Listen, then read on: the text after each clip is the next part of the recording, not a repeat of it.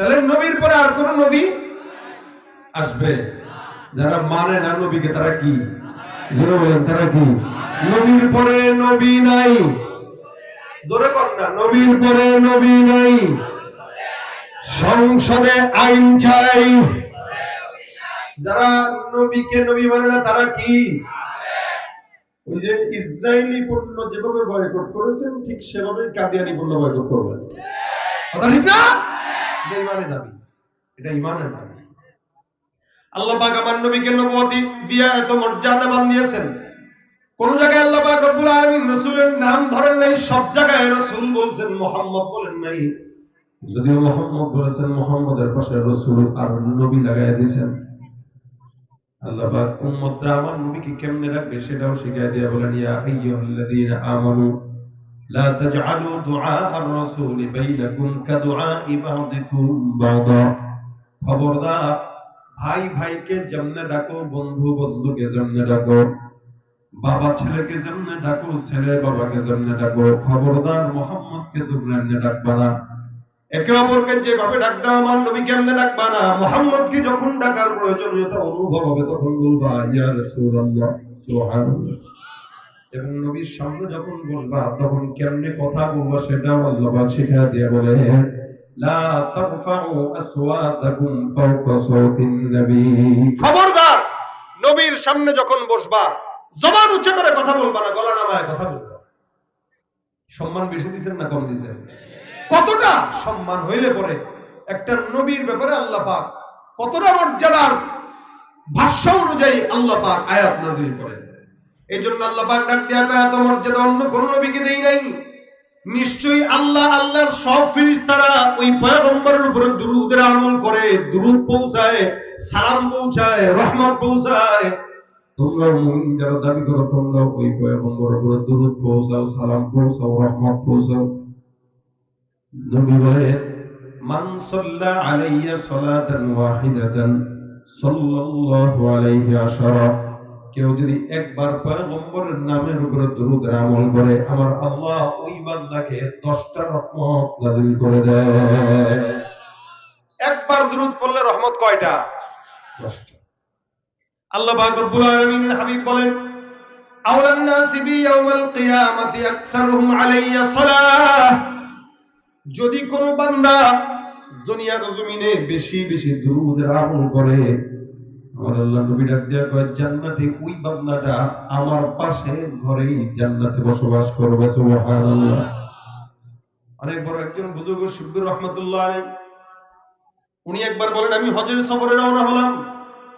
হজের সফরে যাওয়ার পর আমি একটা যুবককে দেখলাম, যে যুবকটা বারবার আল্লাহর ঘর তওয়াফ করে আর একটা আমল জবান দিয়ে করে, সাফা মারওয়া সাই করে, বারবার একটা আমল, অন্য কোনো দোয়া দুরূদ নাই। অথচ মক্কা যখন কোনো বান্দা তওয়াফ করে বারবার দোয়া দুরূদ করে। মক্কা তওয়াফের সময় বান্দা যে কোনো দোয়া দুরূদ পড়বে আল্লাহ পাক সেই দোয়াই কবুল করে নেয়। এই যুবকটাকে কোরআনে বর্ণিত কোনো দোয়া পড়তে দেখা যায় না। কেবলমাত্র সাফা মারওয়া সাই করে, বাইতুল্লাহ তওয়াফ করে, সব সময় একটাই দোয়া, একটাই দুরূদের আমল, আল্লাহুম্মা সাল্লি আলা মুহাম্মদ, আল্লাহুম্মা সাল্লি আলা মুহাম্মদ। কেবল এই শব্দটা জবান দিয়ে যুবকটা পড়ে আর বাইতুল্লাহ তওয়াফ করে। আল্লাহর বান্দা বুজুর্গ ডাক দিয়ে কয়, যুবক, তোমাকে আমি এই পর্যন্ত যতবার তুমি তওয়াফ করলা, সাই করলা, অন্য কোন ইবাদত, অন্য কোন দোয়া দুরূদ পড়তে দেখি নাই। কেবলমাত্র জবান দিয়ে সাল্লাল্লাহু আলাইহি ওয়াসাল্লাম, সাল্লাল্লাহু আলাইহি ওয়াসাল্লাম। কি কারণে তুমি আমার পয়গম্বরের নামে দুরূদ সবসময় পড়ো, এটা আমাকে তো জানা দরকার। যুবক ডাক দিয়া বলে, হুজুর, আমার সঙ্গে ঘটে যাওয়া একটা ঘটনার কারণে আমি পড়ি। বাগদাদ শহর থেকে হজের সফরের জন্য আমি আমার বাবার সঙ্গে রওনা হয়ে গেছিলাম। প্রতিমধ্যে সফরের হালতে আমার বাবা অসুস্থ হয়ে গেল, বৃদ্ধ মানুষ। বাবা অসুস্থ হওয়ার পর আমি আমার বাবা একটা জায়গায় তাবু করলাম বিশ্রামের জন্য। একদিন, 2 দিন, 3 দিন পার হয়, আমার বাবার সুস্থতার কোনো আলামত নেই। কিছু হাকিম দেখাইলাম, কিছু এলাকার মানুষকে ডাকলাম। যত যাই করি না কেন, দিন যত যায় আমার বাবার অসুস্থতা তত বাড়ে। আমার বাবাকে কোনোভাবেই আমি সুস্থতার জন্য প্রচেষ্টা করার পরও করতে পারতেছিলাম না। হয়তো হায়াত শেষ, যার কারণে আল্লাহ পাক রব্বুল আলামিন 3-4 দিনের মাথায় আমার বাবাকে দুনিয়ার জমিন থেকে উঠায় নিয়ে গেছে।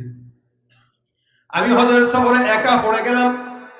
আমি কি করব? আমার বাবার ইন্তেকালের পর লাশটা দাফন করা লাগবে, জানাজা দেওয়া লাগবে, কাফনের বন্দোবস্ত করা লাগবে। ঘুরতে ঘুরতে এলাকার কিছু মানুষকে ডাক দিলাম, তাদেরকে বললাম, ও ভাই, আমার বাবার জানাজার নামাজের জন্য তোমরা আসো, লাশটা জানাজা দিয়ে কাফন দাফনের বন্দোবস্ত করে দেই। কিন্তু এলাকার মানুষরা যখন আসলো, তাদেরকে যখন ডাক দিয়ে নিয়ে আসলাম, আমি আমার বাবার চেহারার দিকে নজর দিলাম। আমার বাবার চেহারাটা এমন কুৎসিত কালো হয়ে বিকৃত হয়ে গেল, আমি আমার বাবার চেহারার দিকে তাকানোর সাহস হারিয়ে ফেললাম। এত চমৎকার ফুটফুটে সুন্দর আমার বাবার চেহারা, মুহূর্তের ভিতরেই কালো কুৎসিত। এলাকার মানুষগুলো আমার বাবার চেহারা দেখার পর একজনও জানাজার জন্য রাজি হয় না, যার কারণে সবাই সবার মতো চলে যায়।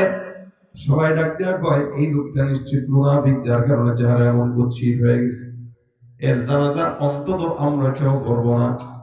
সবাই যখন চলে যায় তখন আমি পেরেশান, চিন্তা করতে করতে আমি আমার বাবার পাশে কোন সময় ঘুমায় গেলাম। সফরের ক্লান্তিতে নিজের হুঁশ নেই। আমি যখন ঘুমাইলাম, ঘুমের ভিতরে স্বপ্ন দেখলাম আকা নামদার মুহাম্মদুর রাসূলুল্লাহ সাল্লাল্লাহু আলাইহি ওয়াসাল্লাম স্বপ্নে হাজির। নবী আমার স্বপ্নে হাজির হইল। আল্লাহ নবী সাল্লাল্লাহু আলাইহি ওয়াসাল্লামকে দেখলাম কোন কথাবার্তা ছাড়া পয়গম্বরের হাত মোবারক আমার বাবার চেহারার মধ্যে বুলা দেয়। বাবার চেহারার মধ্যে বুলা দিল। নবীকে আমি ডাক দিয়া করলাম, ইয়া রাসূলুল্লাহ, আপনি আমার কাছে আসলেন, আমার বাবার কাছে আসলেন। নবী ডাক দিয়া কয়, যে উম্মত আমার উপরে দুরূদ পড়তে ভুলে না, আমি নবী মুহাম্মদুর রাসূলুল্লাহ ওই উম্মতকেও ভুলি না। আমি স্বপ্নে দেখা বন্ধ, ঘুম থেকে উঠে গেলাম, জেগে গেলাম, পেরেশান হয়ে গেলাম। কি দেখলাম? তার মানে আমার বাবা হয়তো আমার পয়গম্বরের নামে দুরূদ পড়তে ভুলতো না। আমি আগে আমার বাবার চেহারার দিকে নজর দিলাম। আল্লাহর কসম, আমার বাবার যে চেহারা এতক্ষণ পর্যন্ত কুৎসিত আর বিকৃত ছিল, ঘুম থেকে উঠে বাবার চেহারার দিকে নজর দিয়া তাকাইলাম। তাকায় দেখি আমার বাবার চেহারাটা কেমন যেন নূরে নূরান্বিত আলোকময় হয়ে গেছে। আমার বাবার চেহারা এখন আলোকময় হয়ে গেছে, উজ্জ্বল হয়ে গেছে। আমি এলাকার মানুষদেরকে খুশি ঠেলা যায় ডাক দিয়ে বললাম, ও ভাই, আমার বাবা সুন্দর হয়ে গেছে, চেহারা আলোকময় হয়ে গেছে, তোমরা আসো, বাবার জানাজার জন্য তোমরা যে যেখানে আসো চলে আসো। কিছু মানুষকে আমি ডাক দিলাম জানাজার জন্য, কিন্তু লাশটা জানাজার নামাজ পড়ানোর পর তাকায় দেখে পিছনে হাজার হাজার মানুষ যেন আমার বাবার জানাজার নামাজ পড়ার জন্য হাজির। আমার বুঝতে আর বাকি নাই, আমার বাবার যতটুকু আমল ভালো থাক খারাপ থাক, এগুলো আমার বাবার আমল বই কি, কিন্তু নবী করিম সাল্লাল্লাহু আলাইহি ওয়াসাল্লামের জবানের জন্য, রাসূলের রওজায় আমার বাবার জবান দিয়া প্রতিনিয়ত কেবল পয়গম্বরের নামে দুরূদ ছিল। এটা আমিও সাক্ষী। আমি আমার বাবাকে কখনো কখনো দেখতাম বসে বসে ঘরের ভিতরে দুরূদ শরীফের আমল করত। এ মুসলমান জানেন, নবী করিম সাল্লাল্লাহু আলাইহি ওয়াসাল্লাম বলেন, কোন বান্দা যখন দুরূদের আমল পড়ে, আল্লাহ পাক ওই পয়গম্বরের রওজায় ওই বান্দার দুরূদের সওয়াবগুলো আইডি কার্ড সহ রাসূলের রওজায় পৌঁছায় দেয়। আইডি কার্ড মানে চেহারা, নাম, ঠিকানা, বাবার নাম, এলাকার নাম, যাবতীয় সব ঠিকানা সহ পয়গম্বরের রওজায় আপনার আমলনামা পৌঁছানো হয়। আপনি যদি প্রতিদিন 100 বার করে পড়েন 100 বার পৌঁছায়, 1000 বার পড়লে 1000 বার পৌঁছায়। বলেন তো, এই এলাকার কোন মানুষ যদি আমার সঙ্গে প্রত্যেকদিন 10 বার যোগাযোগ করে, চিনবো কি চিনবো না? সপ্তাহে 70 বার করলো, তারে ভালো করে চিনবো, তার মানে সে আমার বন্ধু।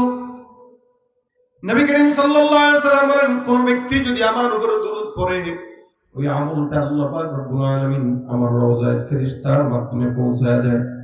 তার মানে আপনি যদি প্রত্যেকদিন 100 বার পড়েন, 100 বার আপনার নাম রাসূলের কাছে যায়। যত বেশি পড়বেন তত বেশি নবী আপনাকে দেখবে, যত বেশি দেখবে তত বেশি চিনবে, যত বেশি চিনবে তত আগে আগে সুপারিশ করবে। লক্ষ কোটি মানুষের ভিতরে আমার পয়গম্বর আপনাকে দেখে চিনে ফেললে ডাক দিয়া বলবো, ওই যে আমার উম্মত দেখা যায়, আরে ওরা তো আমি চিনি, ও তো আমার উম্মত, ওরে আমি ভুলবো না। আমি নবী বলেছি, আউলান নাস বি ইয়াউমুল কিয়ামাতি আকসারুহুম আলাইয়া সালাত, কিয়ামতের ময়দানে সবচেয়ে আমার নিকট ওই বান্দা থাকবে যেই বান্দা যত বেশি আমি নবীর উপরে দরুদের আমল করবে। সুবহানাল্লাহ। যুবক ডাক দিয়া বলতেছে, আমি আমার বাবার একটা জিনিস দেখলাম, আমার বাবা দুরূদ পড়তো, নবী করিম সাল্লাল্লাহু আলাইহি ওয়াসাল্লাম স্বপ্নে আমার বাবাকে গায়ের মধ্যে হাত বুলায় দিয়েছে, ঘুম থেকে জেগে দেখি আমার বাবার চেহারা আলোকময় হয়ে গেছে। তার মানে আমার বাবা গুনাহগার মানুষ হইলেও নবী করিম সাল্লাল্লাহু আলাইহি ওয়াসাল্লামের মহব্বতের বরকতে আমার আল্লাহ আমার বাবাকে জান্নাতি বানায় দিয়েছেন। সুবহানাল্লাহ। যার কারণে ওখান থেকে আমি শিখলাম, বুঝলাম, যতদিন হায়াতে থাকবো নবী করিম সাল্লাল্লাহু আলাইহি সাল্লামের নামের দুরূদ আমি আমার গলার মালা বানায় নেব। হে মুসলমান, এই জন্য রাসূল সাল্লাল্লাহু আলাইহি সাল্লাম বর্ণনা করেন, কেউ যদি একবার দুরূদের আমল করে আমার আল্লাহ ওই বান্দার উপরে 10 বার রহমত নাযিল করে দেয়। সুবহানাল্লাহ। কেউ যদি একবার দুরূদের আমল করে আমার আল্লাহ ওই বান্দার জন্য 10 বার সম্মান বন্ধ করে দেয়। কেউ যদি একবার দুরূদ আমল করে আল্লাহ পাক ওই বান্দার 10টা গুনাহ মাফ করে দেয়। শব্দটা একদম অল্প, ছোট্ট, সাল্লাল্লাহু আলাইহি ওয়াসাল্লাম। বলেন না সাল্লাল্লাহু আলাইহি ওয়াসাল্লাম। ভাইরা আমার, দুরূদ শরীফের এত ফজিলত, রাসূল করিম সাল্লাল্লাহু আলাইহি ওয়াসাল্লাম বলেন, কোন বান্দার দোয়া করার আগে যদি দুরূদ না পড়ে অথবা মাঝে যদি দুরূদ না পড়ে, ওই দোয়াটাও পর্যন্ত আমার আল্লাহ বান্দার দোয়া কবুল করে না। বান্দার দোয়াটা আসমান জমিনের মাঝামাঝি জায়গায় থাকে। আর যদি কোনো বান্দা দোয়া দুরূদ পড়ে আল্লাহর নবীর নামের দুরূদ পড়ে দোয়া করে, ওই দোয়াটা আল্লাহ পাক সঙ্গে সঙ্গে কবুল করে নেয়। দুরূদ এমন একটা বরকত, আমরা আমাদের ওস্তাদদের জবান থেকে মাদ্রাসায় শুনতাম, দর্শে বসে বলতেন, পরীক্ষার হলে যাবা, পৃষ্ঠা লেখা শুরু করার আগে, প্রশ্নপত্র খোলার আগে দুরূদ পড়ো, তাহলে আল্লাহ পাক প্রশ্নের উত্তর সহজ করে দিবেন। আমরা এগুলার ফজিলত পাইতাম। আমরা আমাদের তাজরিবা, বিশেষ করে আমি আমার ব্যক্তিগত জিন্দেগিতে দেখেছি, যত বড় মুসিবত আসছে শুধুমাত্র দুরূদ শরীফের বরকতে আল্লাহ পাক মুসিবত দূর করেছে। আমরা তো পেরেশান, আমাদের অনেক ঝামেলা, আমাদের দুশ্চিন্তা, অভাব, অনটন, অনেক কিছু, এগুলো সব কিছু যদি দূর করতে চান, নবী করিম সাল্লাল্লাহু আলাইহি ওয়াসাল্লামের নামের দুরূদ আপনার জবানের মালা বানায় নেন, গলার মালা বানায় নেন, দেখবেন দুরূদের বরকতে যা দরকার সব আল্লাহ দান করে দিবেন। দুরূদ এটা এমন একটা আমল, দুরূদ পড়লে আল্লাহর নবীর সঙ্গে মহব্বত তৈরি হয়। আল্লাহ পাক রব্বুল আলামিনের নবীর সঙ্গে মহব্বত তৈরি হইলে আল্লাহর সঙ্গেও বান্দার মহব্বত তৈরি হয়ে যায়। এখানে অনেক টাইপের লোকেরা আছেন, গার্মেন্টসের চাকরি করেন, ব্যবসা বাণিজ্য করেন, অটো চালান, ভ্যান চালান, ড্রাইভার, আবার অনেক শিক্ষিত। সবার জন্য একটা কথা, দোকানে বসে রয়েছি ব্যবসার জন্য, বাজারে যাচ্ছি, অথবা ঘরের মধ্যে কোনো কাজ করতেছি, অথবা নিজের ব্যবসা বাণিজ্যের মধ্যে বসে আছি, অথবা শুয়ে রয়েছি, ঘুম আসতেছে না, যখন যেই হালতে থাকি না কেন, যদি একটু সময় হয়, হাতের কাজ আছে, পায়ের কাজও আছে, এই হাতের কাজ পায়ের কাজের ফাঁকে ফাঁকে আমার পয়গম্বরের নামের দুরূদটা আপনার জবানে উঠায় নেন, ইনশাআল্লাহ বরকতময় জীবন করে দিবেন আল্লাহ। লম্বা দুরূদ পড়তে যদি কষ্টই হয়, ছোট্ট দুরূদ রাসূল করিম সাল্লাল্লাহু আলাইহি ওয়াসাল্লাম শিখিয়ে গেছেন, সাল্লাল্লাহু আলাইহি ওয়াসাল্লাম, সাল্লাল্লাহু আলাইহি ওয়াসাল্লাম, সাল্লাল্লাহু আলাইহি ওয়াসাল্লাম। মা বোনরা বাসা বাড়িতে যদি রান্না বাড়ি করে, রান্নার সময় দুরূদ পড়বে, বাচ্চাকে দুধ পান করানোর সময় দুরূদ পড়বে। এখন তো আমাদের মা বোনেরা বাচ্চাকে দুধ পান করা একদিকে আর মুভি দেখে আরেকদিকে, দুরূদ পড়ার সময় কই? এজন্য যেই হালতে থাকেন, যেই কাজে থাকেন, প্রত্যেকটা কাজে আপনি দুরূদ পড়েন। এমন কোন বিপদ নাই যে আল্লাহ পাক উদ্ধার করবে না দুরূদের বরকতে। এটা আমাদের কারামতি না, এটা আমার রাসূলের নামের মুজিজা। নবীর নামের এত মুজিজা যেটা আল্লাহ পাক এখনো পর্যন্ত টিকায় রাখছেন, এটাই আমার নবীর মুজিজা। রাসূল নাই, কিন্তু নামের মালা আল্লাহ পাকের প্রত্যেকটা বান্দার গলায় দিয়ে দিয়েছেন। এজন্য সারা দুনিয়াতে মোহাম্মদ নামের লোকের অভাব নাই, কিন্তু আবু জাহেল নামে কেউ আছে কি? একজনও পাবে না। আর মুহাম্মদ রাসূলুল্লাহ নামের লোকের অভাব নাই। ভাইরা আমার, এজন্য যখন সময় হয় দোকানপাটে বসে বসে গীবত শিকায়াত না করে, যখন সুযোগ হইল একটু দুরূদ শরীফ পড়লেন। রাসূল বলেন, কেউ যদি আমার উপর দুরূদ পড়ে তো আমি নবী তার উপরে শাফায়াত করা ওয়াজিব হয়ে যায়, সুপারিশ করা ওয়াজিব হয়ে যায়, আমার উপর ওয়াজিব হয়ে যায় যে তাকে আমি নিয়ে জান্নাতে যাব। এটা মহব্বতের আলামত। এটা পড়বেন, ইনশাআল্লাহ মহব্বত তৈরি হবে। তো জবানে দাড়ি রাখতেও মহব্বত লাগবে। এটা পড়বেন না, মহব্বত তৈরি হবে না। দাড়ি রাখতে মনে হবে আরে দাড়ি কি আর এই বয়সে রাখা লাগে? আরো বয়স হইতে হইতে মরতে মরতে কবরে যাবেন, তারপর দাঁড়িয়ে রাখার সৌভাগ্য হবে না। এই নিয়ত যদি থাকে আজীবন। আর এখন থেকে নিয়ত করেন, রাসূলের নামের মালা আমি আমার গলায় নিয়ে নেব, রাসূলের নাম আমি আমার জিহ্বায় উঠায় নেব, রাসূলের নামের দুরুদের পানিতে আমার জিহ্বাটাকে ভিজায় নেব। ইনশাআল্লাহ এই দুরুদের বরকতে আল্লাহ পাক আমাদের জীবন বরকতময় করে দিবেন। এমনও রাসূল সাল্লাল্লাহু আলাইহি ওয়াসাল্লাম কিয়ামতের ময়দানে ডাক দিয়ে বলবে, আল্লাহ এ তো আমারে ভুলে নাই, আমি তারে কেমনে ভুলি? হতে পারে স্বপ্নেও নবী করিম সাল্লাল্লাহু আলাইহি ওয়াসাল্লাম দেখা দিয়ে দিতে পারে।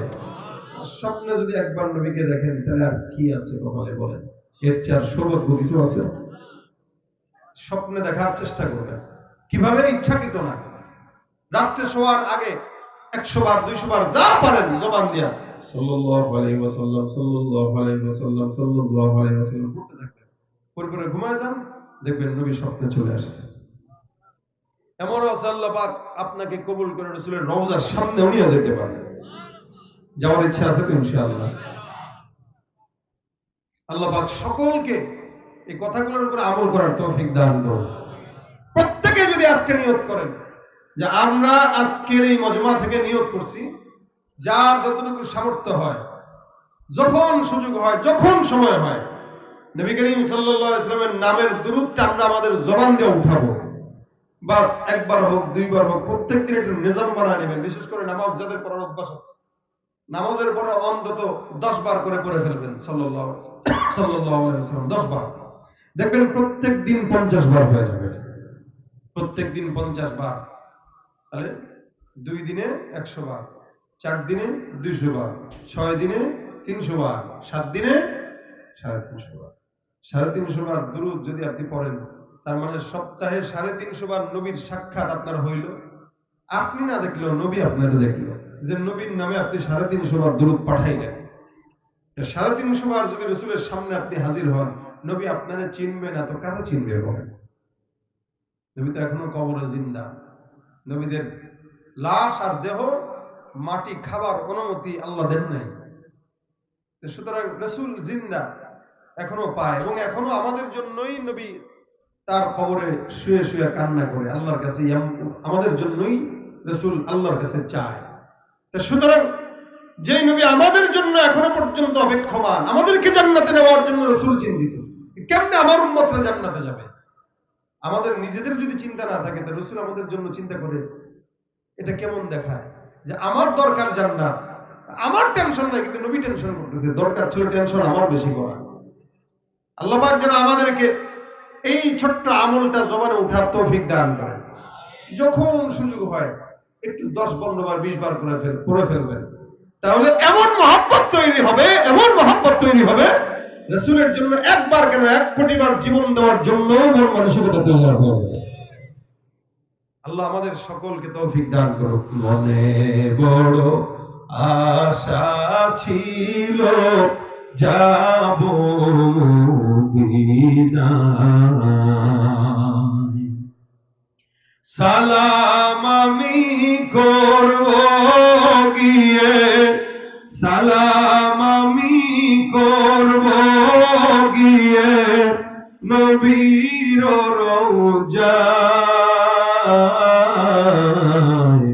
মনে বড় আশা ছিল যাব মদিনায়।